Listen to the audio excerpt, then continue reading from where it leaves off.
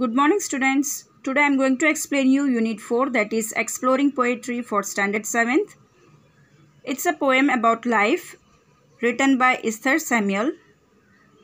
He is going to explain the poem in and giving such examples that what is life. Okay, so let's refer the poem. Life. Life means zindagi. What is life? Life is a tree that grows well with love and care. Life एक tree की तरह है जो अच्छी तरह से grow होती है with love and care. Life is a kite ready to fly in the air. Life एक काइट की तरह है जो रेडी रहती है फ्लाई करने के लिए एयर में. Life is music if you know the notes to play. Life एक म्यूज़िक की तरह है अगर आपको उसके नोट्स आते हैं प्ले करते. ठीक है. Life is a road with twist and turns on it's way. Life एक रोड की तरह है जहाँ पे ट्विस्ट भी आते हैं और टर्न्स भी आते हैं उसके रास्ते में. What is life? Life is what you make it your way. तो लास्ट में उन्होंने क्या बोला है कि लाइफ क्या है? तो लाइफ वो है जो आप किस तरह से उसको बनाते हो लाइफ को आपके. ओके आपको किस तरह से चलना है. So it's a very beautiful poem. It's written by Esther Samuel. Now look at activity 2. Visit a park and identify birds, insects, trees and flowers. Note the details below.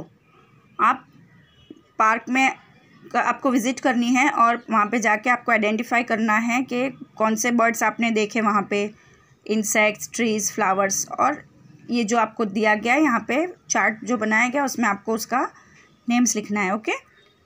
Now activity 3 on the grasshopper and the cricket. Okay, this is a poem on nature.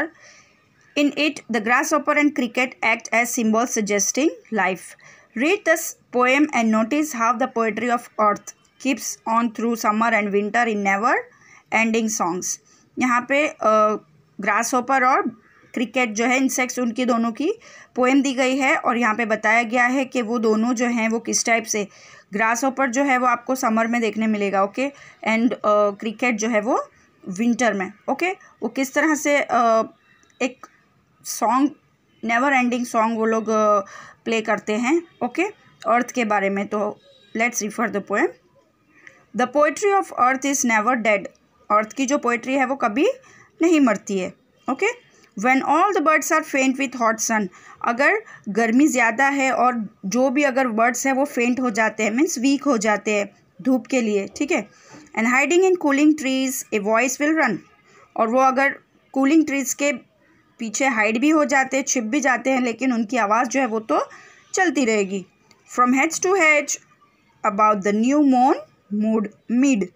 और heads to hedge में new moon mood में mead में चलती रहेगी. Okay.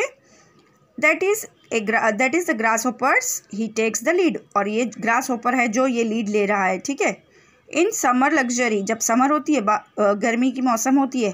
He has never done. तब वो कभी नहीं करता. With his delights. वो उसकी डिलाइट्स में खुशियों में. From when tired out with fun. और जब वो टायर्ड हो जाता है थक जाता है फन करते हुए. He rest at ease beneath some pleasant weed. और वो बाद में जाकर रेस्ट करता है. Okay.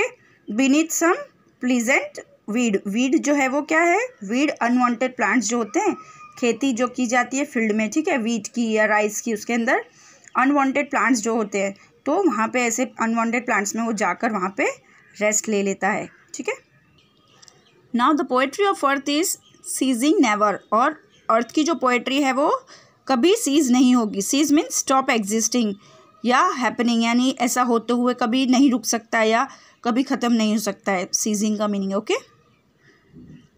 On A loan winter evening with the frost. और लोन विंटर इवनिंग मीन्स बहुत ठंडी हो विंटर के सीज़न हो शाम विंटर की हो. और when the frost means ice गिरा हो. He was wrought a silence. उस टाइम पे has a wrought silence means उस टाइम पे वो wrought silence means what comes through loud and clear. उस टाइम पे उसकी आवाज़ ज़्यादा आने लगती है. ओके. और क्लियर सुनाई देती है. From the stone there shrills. और वहाँ पे जो स्टोन्स जो है वो श्रिल्स पे. Okay. Shrills means the meaning of shrill is brought about. Okay. The cricket song in warmth increasing ever, और क्रिकेट का जो सॉन्ग है वो वार्म तो जब होती है गर्मी तब, increasing ever, and seems to one in drowsiness half lost, और ऐसा लगता है जैसे कि drowsiness means feeling sleepy, okay, half loss लगता है उसमें। The grasshoppers among some grassy hills, और ग्रास ऑपर जो है जहाँ पे ग्रासी हिल्स में वहाँ पे। It's written by John Keats. Now activity 4 that is match A and B. Here in A the questions are given and B you will find the answers. Okay, so answer to the first question is faint, weak, ceasing. The meaning of ceasing is stop existing or happening, and rot means comes through the loud and clear, drowsy means feeling sleepy, and shrill means brought about. Okay, look at activity 5. Answer the following questions with reference to the poem. यहाँ पे जो मैंने आपको explain की poem, उसके reference से आपको यहाँ पे आंसर्स रिफ़र करने हैं, लिखने हैं, ठीक है। What happens when all the birds are faint in the heat of the sun? अगर हीट जो होती है गर्मी सन की, उसकी वजह से अगर बर्ड्स जो हैं वो फेंट हो जाएंगे तो क्या होगा, ठीक है। You have to write about that. Then when can one hear the cricket song? Cricket का सॉन्ग कब सुनेंगे हम? तो in summer season, okay. Then dash, he takes the lead. Who takes the lead in summer luxury? Who is he? That is grasshopper. Okay. Now activity 6. Personification. The entire poem is a good example of the poetic device. Personification where objects or animals have human qualities. For example, यहाँ पे example दी गई है the poetry of earth is never dead.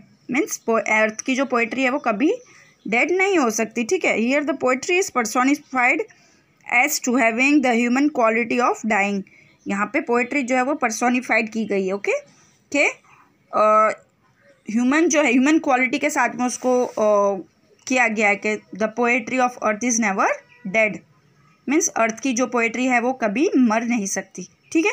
इस तरह से आपको यहाँ पे ग्रुप्स में आपको 5 एग्जाम्पल्स बतानी है पर्सोनिफिकेशन की, okay, so you can work with your family members and try to write the sentences over here in the given spaces. Now activity 7, fun with language. Complete the following ladder with the clues given below. Clues में देखिए, there is a life on the planet earth, it is written, okay. Second one is the northeastern part of earth is full of तो hills, okay, HILLS, okay. No, HILL only. Then third one, woolen is to summer as cotton is to woolen is to winter as cotton is to summer. Then 4 number, when we are sick we need to rest. 5 number, dash keeps help in keeping the surrounding pure. So trees, TREES, trees, okay. 5 number is trees. Then sing a song of pens. 6 number. 7 number, the grass is always green and on the other side of the fence. Look at activity 8, rhyming words. Sun is given here, okay. आपको यहाँ पे rhyming words लिखने हैं, आपको जैसे भी आते हैं, like आपको समझ में आते हैं, like तो sun, so you can write fun, burn, run, loan का जो भी है tone, okay. Phone, like that you can write shrill, thrill, kill, you can write it like that. Weed, seed, bead, need, like that, okay. Now activity 9, know your surroundings. यहाँ पे कुछ like questions दिए गए हैं, who am I type, और वहाँ पे आपको लिखना है, okay. So try to write down the answers.